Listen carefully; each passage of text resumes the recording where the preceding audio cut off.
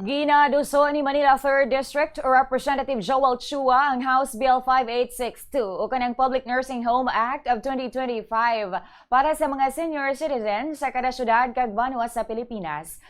Sa kongresista masarangan gid nga itukod ang nasambit nga public nursing homes sa tagsa ka lugar sa sulod lamang sang 5 ka tuig. Ini kasunod sa data nga madamo nga mga tigulang ang ginabayaan sang ila pamilya. Nagaisahan na lang sa kabuhi kag wala na sang pamilya nga luyag pa nga bantayan ang ilang katigulangan. Ginpakigbahan man ni Chua nga kung matigayon nga mapasar ang nasambit nga hagna, kinahanglan nga butangan ang mga inis ang insakto nga kwarto ang igatukod nga pasilidad, maya naman sang basic utilities, kuryente, tubig, qualified staff, basic health, kag recreational facilities, amo man ang administrative office. Sa idalo man sini ginarekomendar nga magahatag sang technical assistance kag supervision ang Department of Social Welfare and Development kag National Commission of Senior Citizens. Samtang ang magadubala naman ang Local Office of Senior Citizens Affairs kag Social Welfare Office.